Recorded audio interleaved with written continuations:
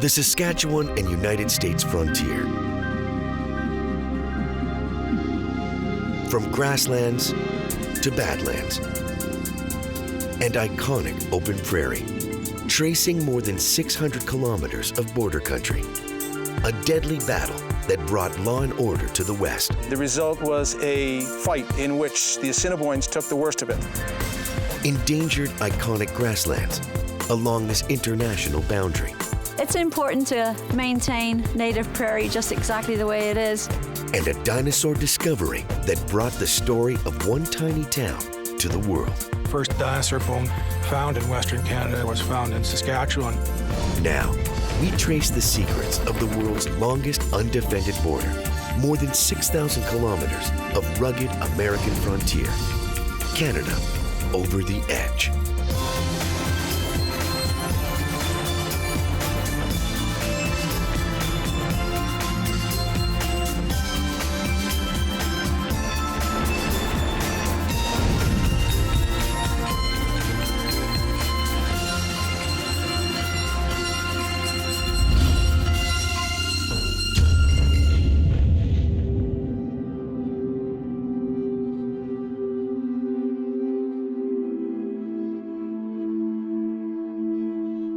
Saskatchewan's vast landscape covers nearly 600,000 square kilometers, or 60 million hectares.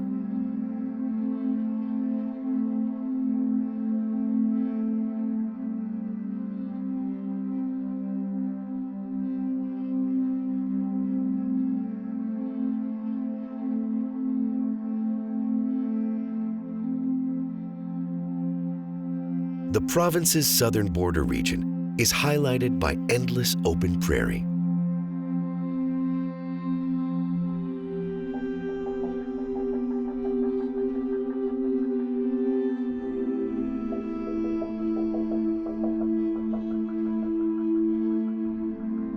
Agriculture has been a way of life here for thousands of years, since the early First Nations peoples tracked livestock migration paths.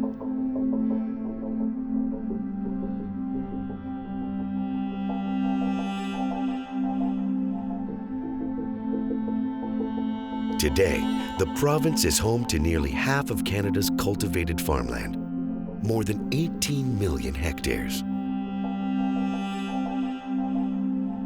Throughout Saskatchewan, 36,000 farms dot the landscape.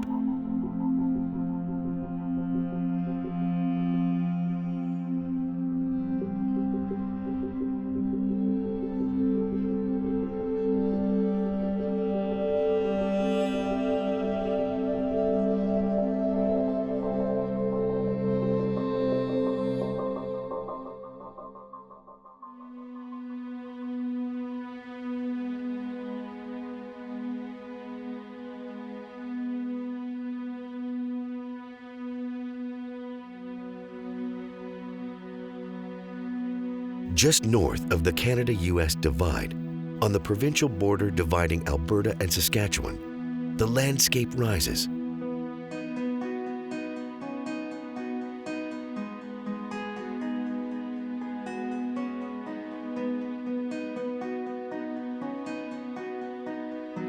This is Cypress Hills Interprovincial Park, a stunning landscape formed during the rise of the Rocky Mountains millions of years ago.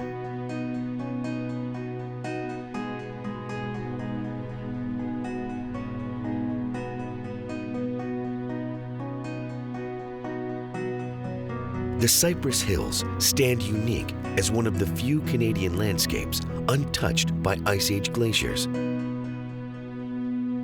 They also serve as a hydrological divide, marking the flow of rivers south to the Gulf of Mexico and north to Hudson Bay.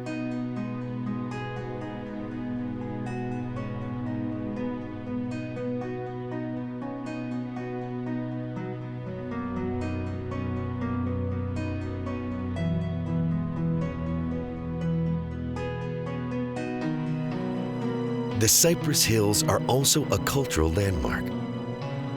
They hold deep spiritual significance to the First Nations peoples of the region and were the site of a 19th century battle that played a key role in the development and enforcement of the 49th parallel.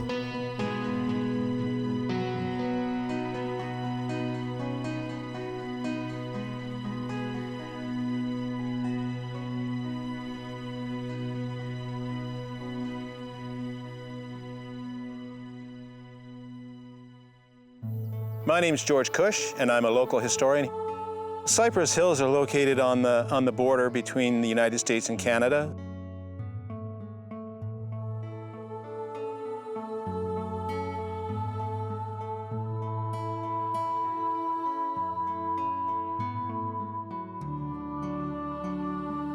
The Cypress Hills are a range of mountains that seem to pop out of nowhere. One minute you're driving across wide open prairie, and the next minute you see mountains on the horizon. They seem to just rise out of the ground. Very similar to the Black Hills of South Dakota. They're quite an anomaly on the Canadian plains. In the late 1800s, the Cypress Hills were a hub of international trade for Canadians, Americans, and the First Nations peoples along this largely unmonitored divide. The early 1870s was a very turbulent time in Western Canada. It was a major area of trade for American traders, free traders coming up from the United States to trade with the native people.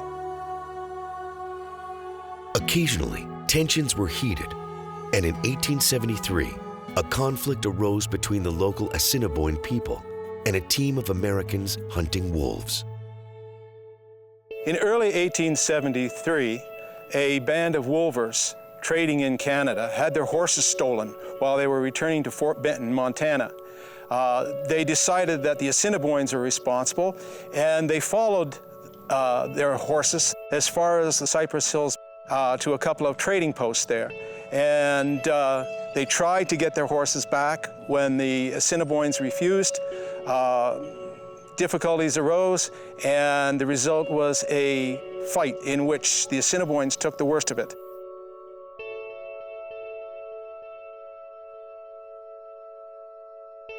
The incident was tragic for the Assiniboines and marked a low point in foreign relations between Canada and America.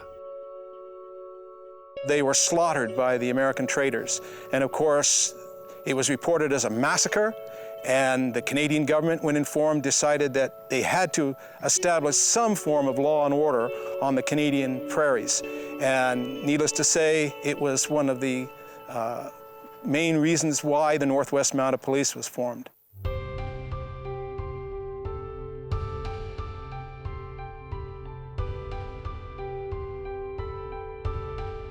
On the eastern edge of Cypress Hills Interprovincial Park, Fort Walsh National Historic Site stands not far from the site of the massacre.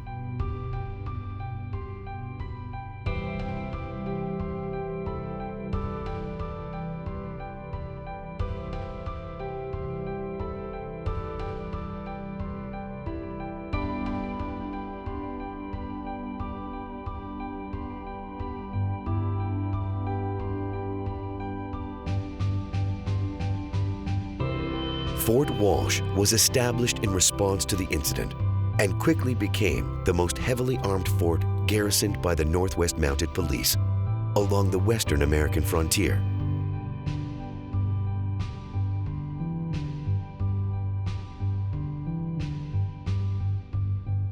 Today, the fort stands as a testament to those turbulent times.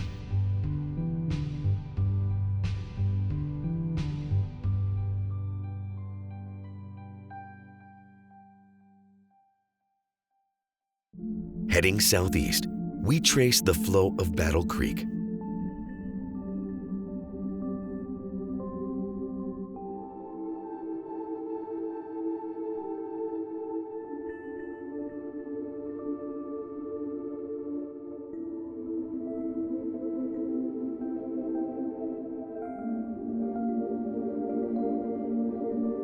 Battle Creek begins as a tiny stream in the Cypress Hills, flowing more than 200 kilometers to the Milk River in Montana, the Missouri River, and finally the Gulf of Mexico.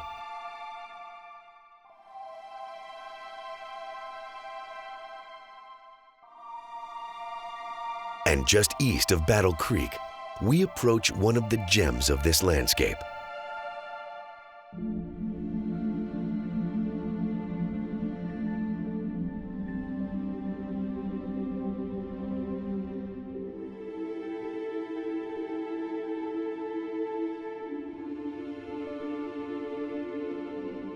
Cypress Lake is located 20 kilometers southeast of the interprovincial park that shares its name.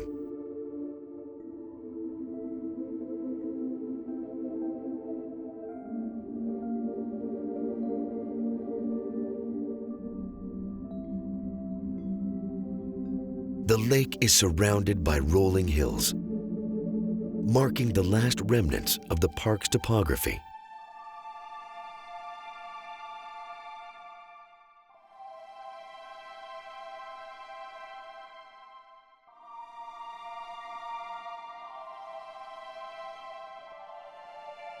Cypress Lake is actually a reservoir, just 5 kilometers long, formed by the diversion of nearby waterways.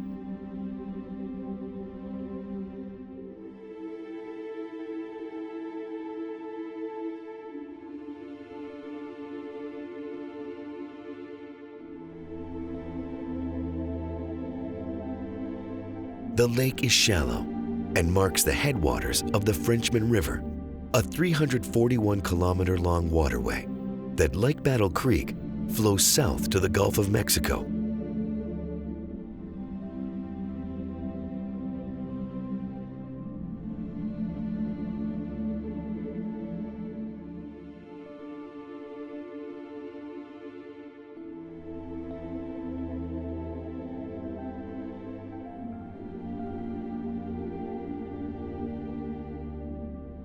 But Cypress Lake may be best known as a haven for incredible bird life in the region.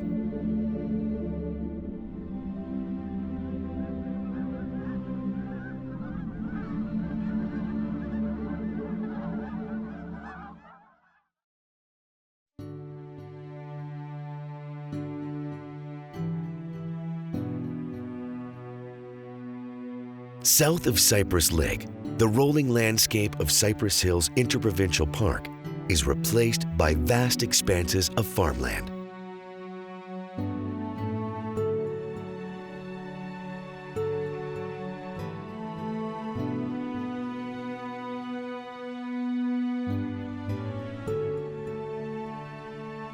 In the 19th century, the Canadian government's immigration policy encouraged settlers to move west.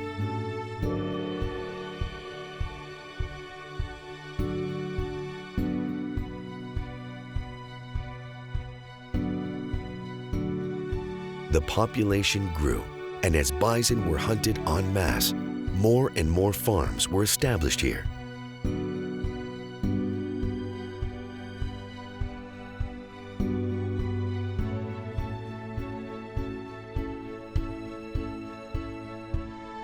Today, millions of hectares of Saskatchewan grasslands have been converted into farmland.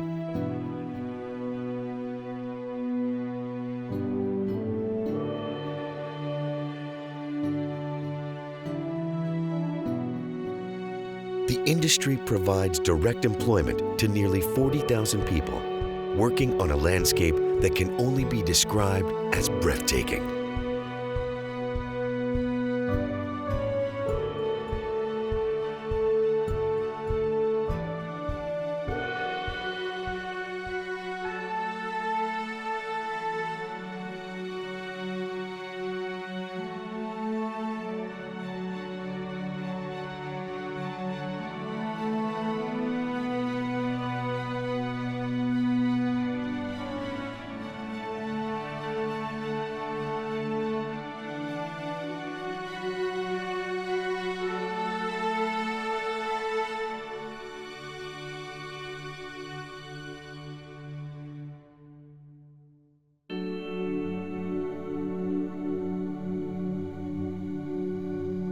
Further south, the hills rise again. This is the Old Man on His Back Plateau.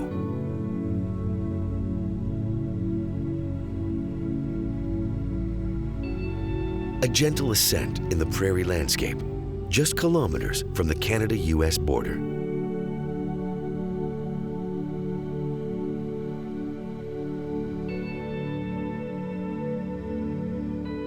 Here, native grassland stretches as far as the eye can see.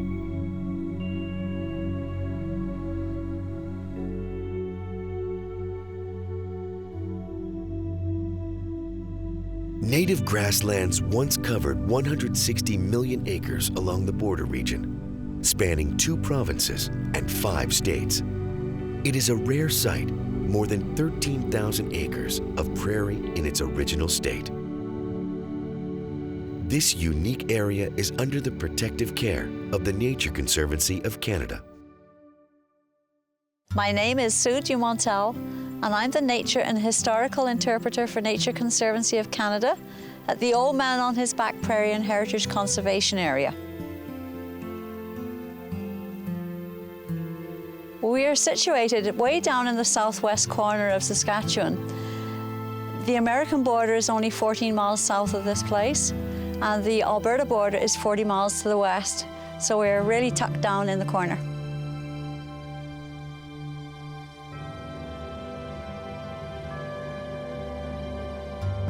Today, after decades of expansion, this landscape is in danger. Nature Conservancy of Canada is all about maintaining land in its native state, so it always stays the same, the way it was planted here and the way it grew here over the eons. And it is up to take care of it to make sure it stays in that same sense for future generations. We don't farm it, we don't cut down trees, we just maintain it the way it's supposed to be. Most of the Old Man on His Back ranch features original untouched prairie. But one small aspect of the operations is in converting farmland back to grasslands. This always has been ranch land here. When it was homesteaded back in 1914, it was ranch land to start off with, and it has always been ranch land, and it's always been in the same family.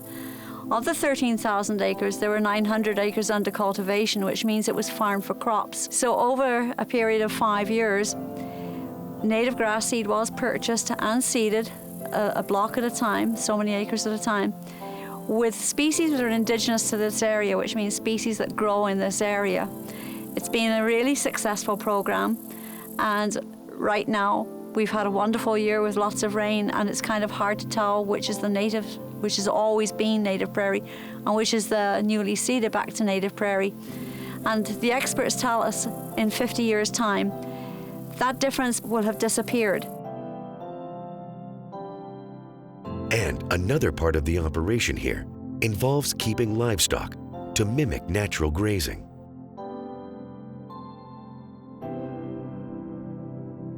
The fields surrounding the ranch are home to cattle and bison herds.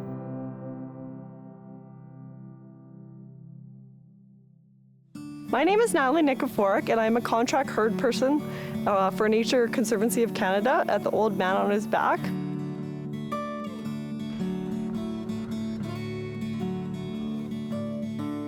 So the cattle and bison are used for grazing the grass here at Old Man on His Back. The cattle are only here from June till the end of October, while the bison are here year-round.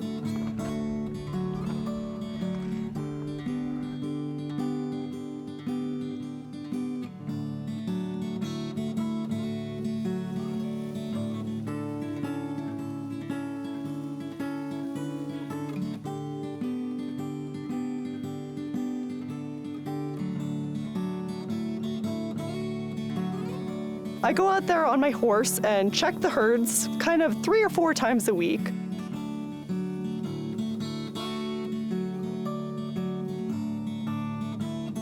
So there are about 250 head of cattle here during the summer. About 60 of those are cow-calf pairs, and the rest are yearlings. There's only about 9 bulls here.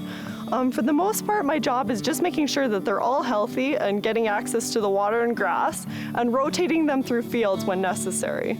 I'm always checking to make sure they have salt and water and that the water's always clean and fresh. It usually takes me about 4 hours to check all the fields. There's 5 different groups of cows here, so they all have to be monitored kind of separately.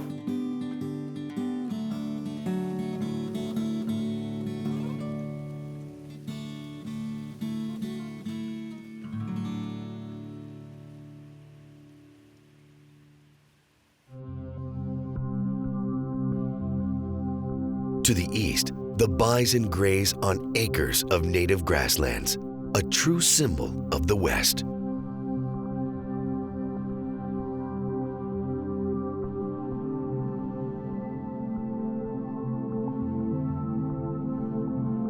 So the bison are in the biggest field here at the Old Man on his back during the summer, and they actually do range quite a bit more than the cattle. They cover quite a bit more ground each day than the cattle do, so it can be really difficult to find them on a given day.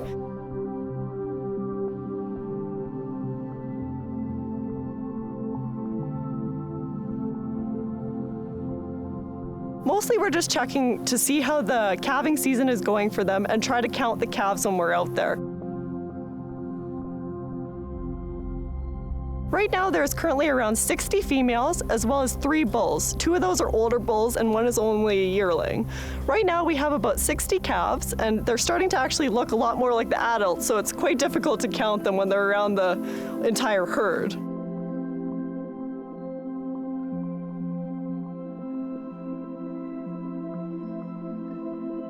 Once they get moving, they really can run. Especially the younger animals can get quite a bit of speed going when they get up and get going.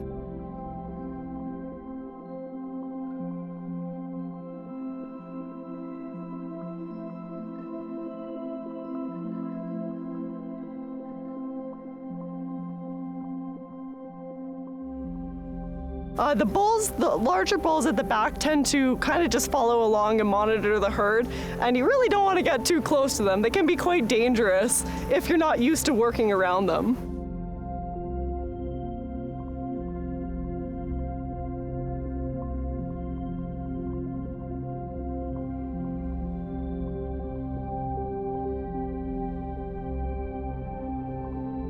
The Old Man on His Back Ranch is a major endeavor, one that Sue Dumontel believes is crucial to the long-term future of the prairie grasslands and the life of the border region.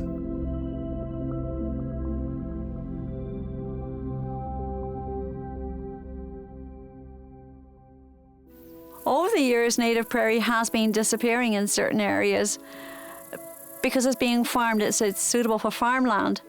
But it's important to stay in its native state, just for the diversification of wildlife we see on the place. We're also home to deer and antelope.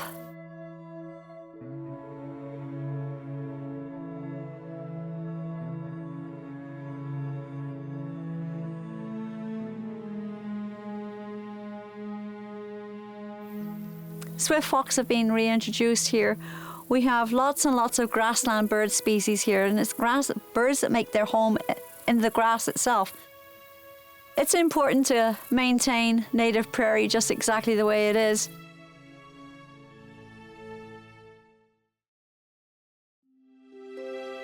"40 kilometers northeast of Old Man on His Back Ranch and 55 kilometers north of the American border, we approach another unique landscape.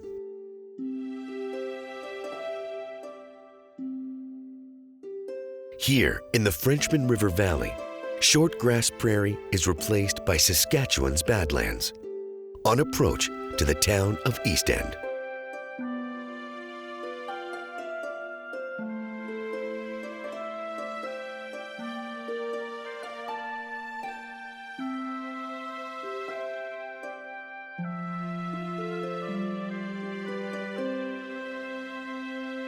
In 1879, the Northwest Mounted Police established an outpost here, their furthest east of Fort Walsh.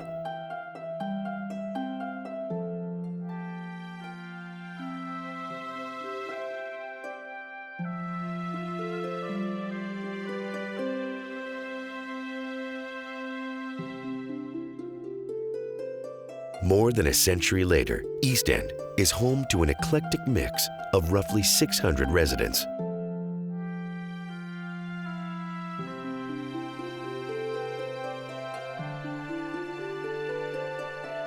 Farmers and ranchers have settled here for generations. Artists and writers are also drawn, inspired by the unique South Saskatchewan topography. But the town may be best known for its rich archaeological treasures and as the site of the Royal Saskatchewan Museum's Tyrannosaurus Rex Discovery Centre.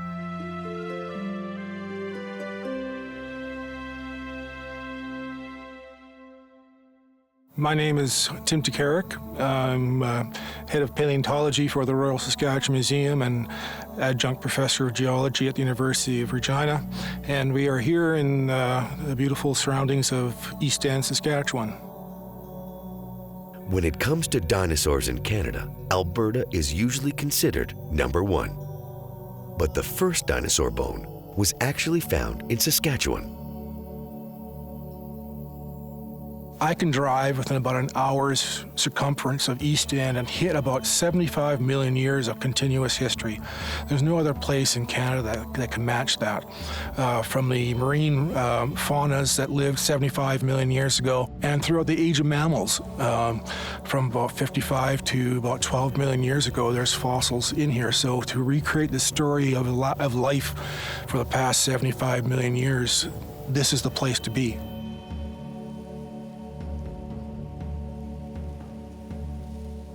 And the discovery of a Tyrannosaurus Rex named Scotty in 1994 remains one of Western Canada's great archaeological finds. Scotty was the reason for establishing a permanent facility here to display and research the abundant fossils hidden in these hills.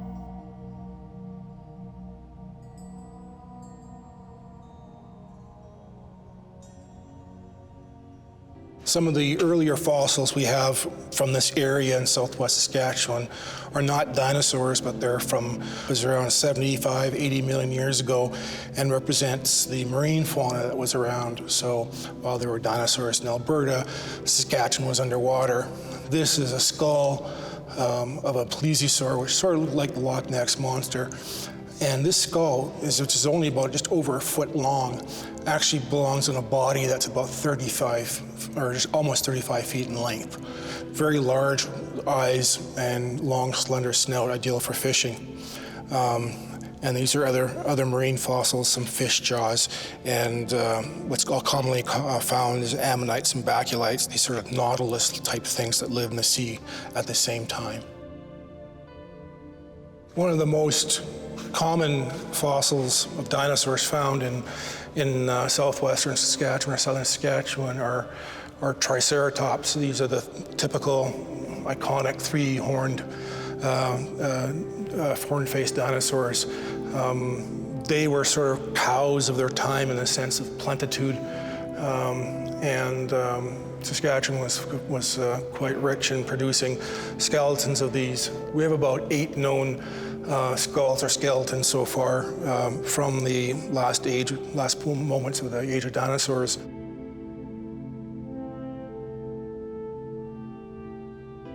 But the gem of the collection is Scotty. Tim Takarik was part of the original team that discovered him and continues to piece together his story more than 2 decades later. This is Scotty the T-Rex, about 65% complete. We have all the individual bones of the skull. This wasn't found like a 40-foot chicken lying on its side. This was a 60-foot regurgitated omelet when it was deposited 65 million years ago. So all the individual bones were separated and misplaced within a certain area. When we found the T-Rex skeleton, it hit several points. It hit a desire by the East End community to create something more permanent here. At that time, there were only about 12 T-Rex skeletons known. All this sort of flushed into me within 5 minutes of a discovery in the middle of the Badlands, just me and my volunteer. And then after 5 minutes, it came the serious work of extraction and preparation and mounting. That's been 20 years ago.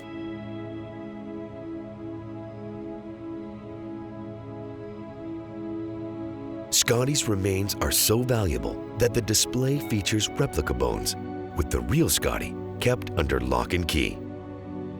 Here, in the T-Rex Center's research wing, all the treasures found in the region are studied. From 75-million-year-old shark teeth to more incredible Triceratops remains. This is our working lab where we mostly put the stuff back together again. And the material here that has been prepared, including the original bones of Scotty the T-Rex. This is the original thigh bone. You can see the head, the femur head, the thigh bone head, the ball, and that part fits into the pelvis, and it goes down towards the knee, to the kneecap, and you can see how massive this single bone is of Scotty, the T-Rex.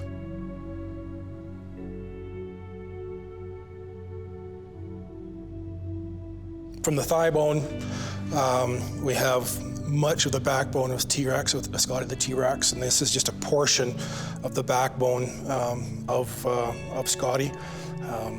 This starts at the neck here. This is more in the mid-back, and the tail vertebra are down here. But you can see the size, massive size of these things.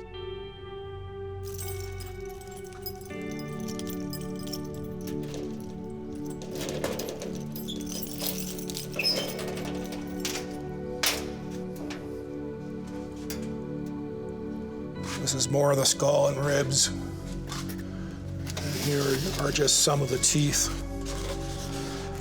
of Scotty. You can see these ones are broken up really badly and have to be pieced back together again. But some of them are so well preserved that this is just the crown part of a T-Rex tooth. You can still see the serrations on the edge, like a double-edged steak knife on both sides. And it's worn, slightly worn at here. So we know this tooth had some actual use during Scotty's life. And the biggest Rex tooth we have from this animal.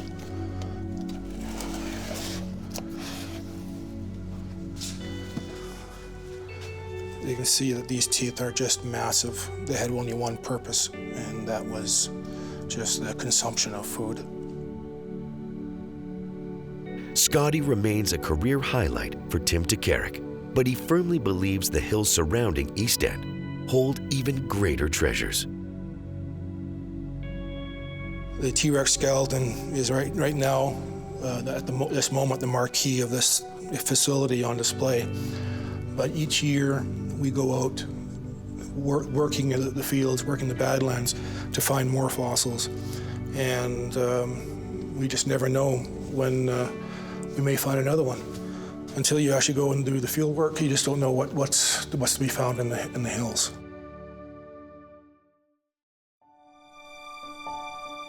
The vast landscape of South Saskatchewan is rich in history. From the cultural stories of the Cypress Hills to the archaeology of the Badlands.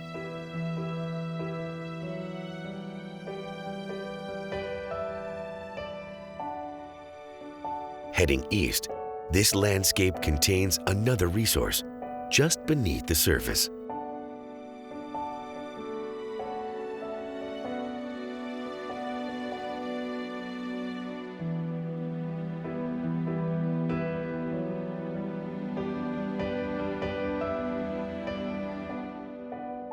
Saskatchewan is an emerging oil and gas powerhouse, with energy exploration facilities dotting the landscape.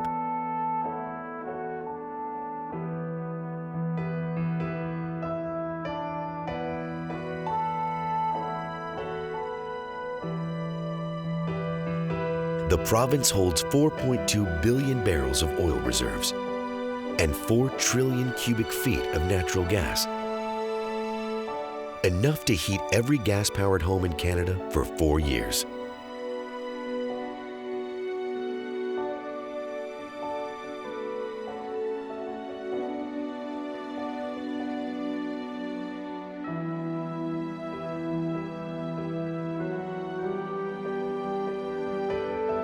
From tiny oil wells to major production facilities, the energy sector employs nearly 20,000 people and represents more than 22% of Saskatchewan's gross domestic product.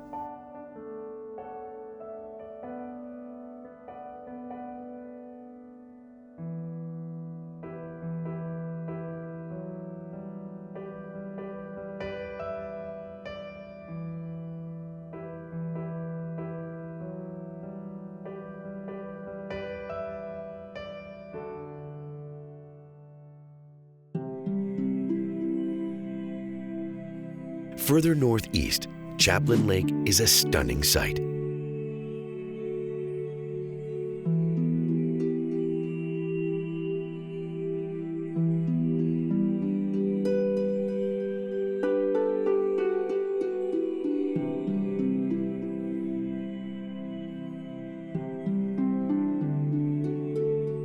The lake measures 52 square kilometers.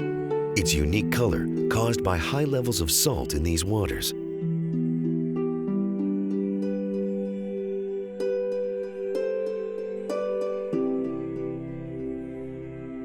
Chaplain Lake is the second largest inland saline body of water in Canada.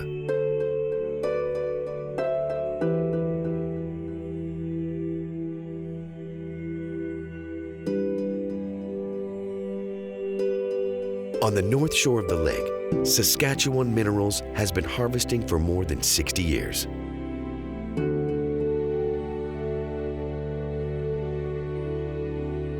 The facility is one of the largest sodium sulfate producers on the continent, extracting 285,000 tons each year.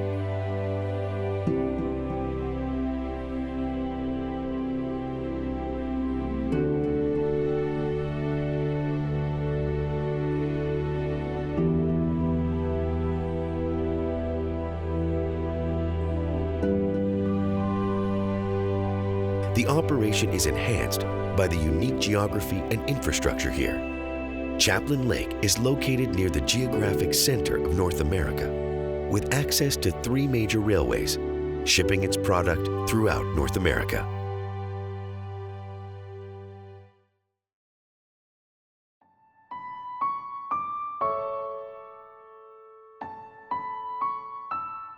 "150 kilometers east of Chaplain Lake, we return to civilization.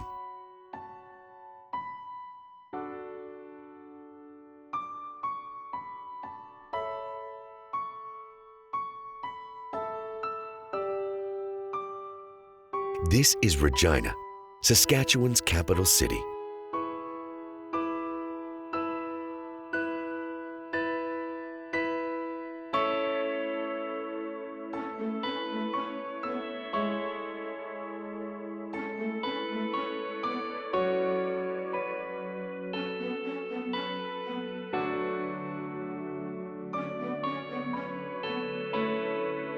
Regina's cityscape is highlighted by its legislative building, built a century ago.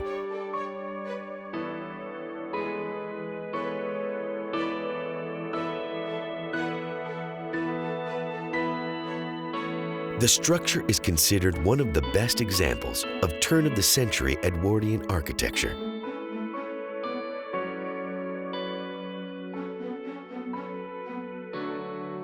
Its central copper-clad dome rises 53 meters, overlooking the university and downtown Regina not far away.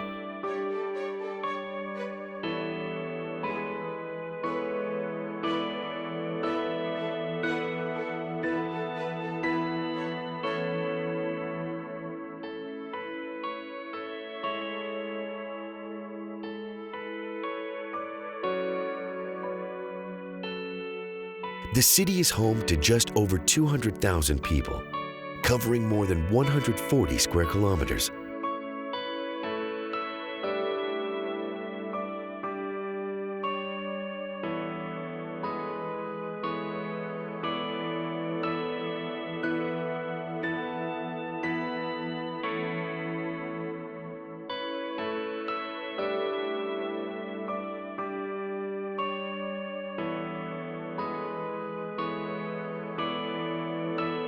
It is the business and economic hub for the region and the second largest city in Saskatchewan.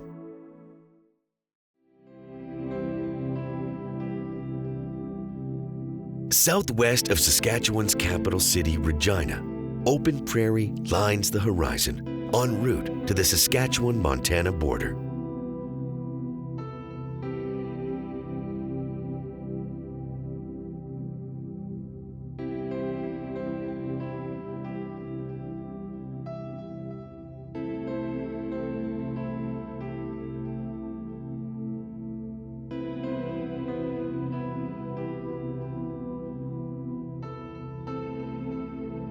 Just kilometers from the border, we reach the community of Val-Marie.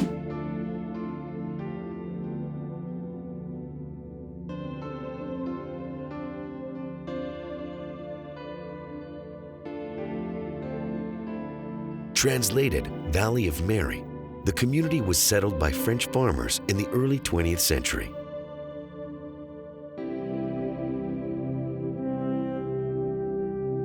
Today, it is home to 100 residents and is known as the gateway to Grasslands National Park.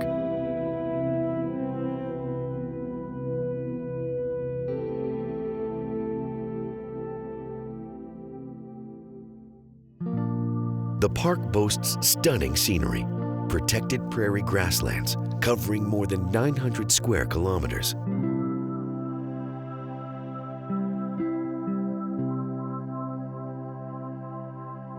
It is one of just 2 national parks in Saskatchewan, featuring 70 different species of grass and 50 different wildflowers.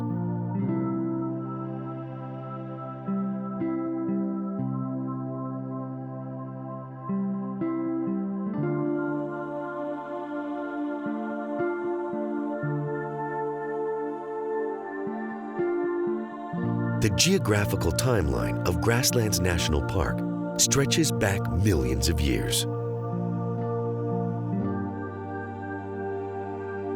During that time, this region has been submerged underwater, the heart of a tropical jungle, and covered in glacial ice, all contributing factors to the contours of the landscape today.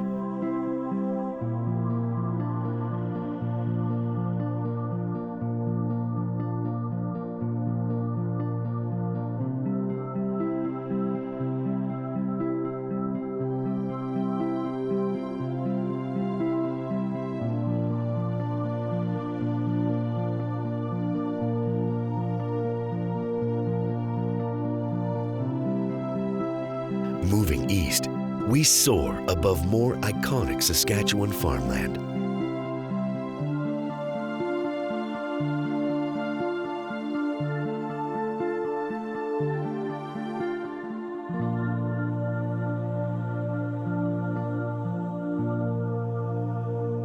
The province produces an abundance of crops, including oats, barley, lentils, and wheat.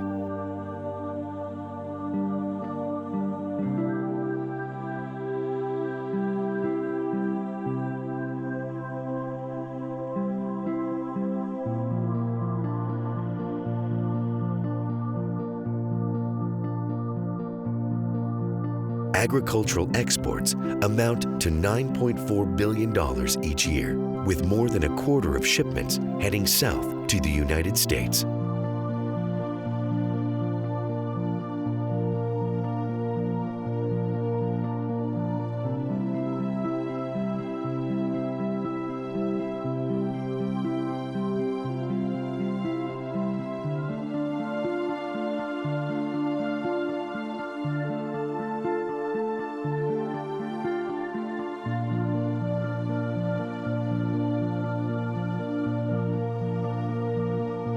Livestock is also abundant here.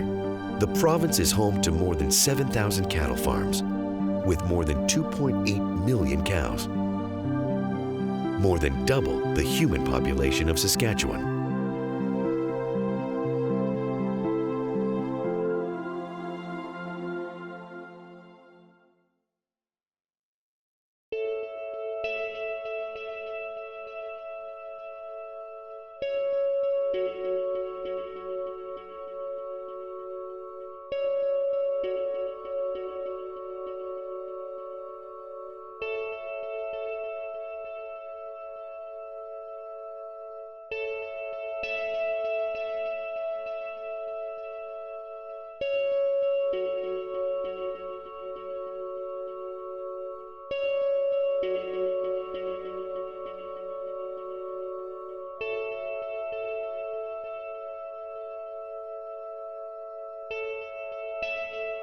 Further east, we reach the town of Estevan, just 16 kilometers north of the Canada-US boundary.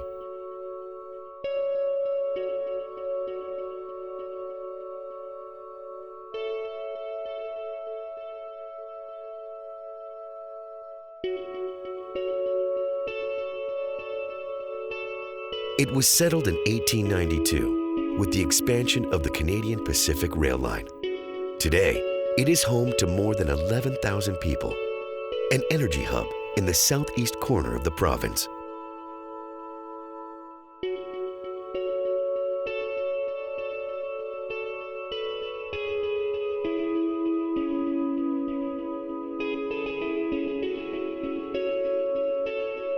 Finally, continuing southeast, we reach the 49th parallel and the American frontier.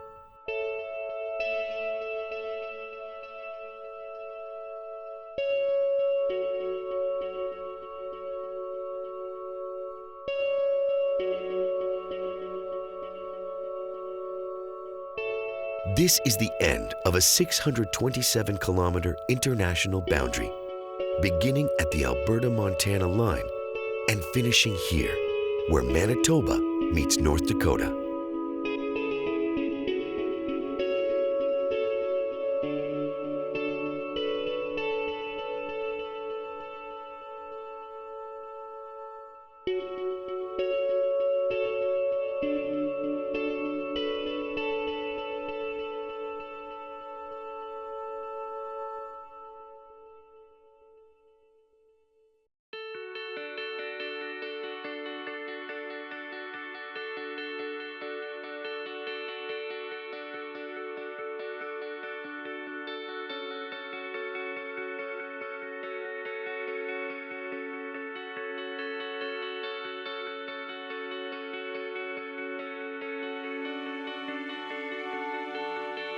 From the pristine waters of Cypress Lake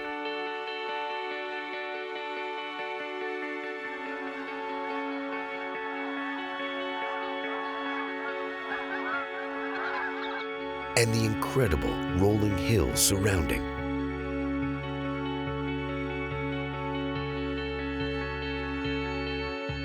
to the Saskatchewan Badlands,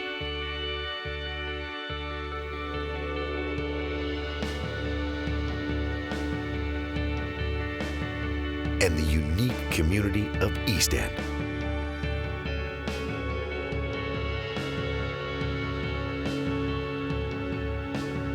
To the capital city of Regina and its formidable architecture.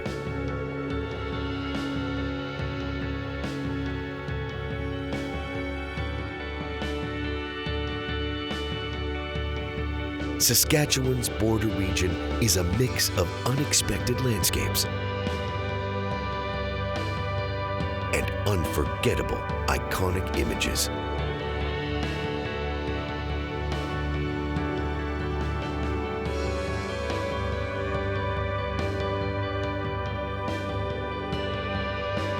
Its rugged communities and ethereal colors reveal a living gem on this vast open prairie, here on the edge of Canada.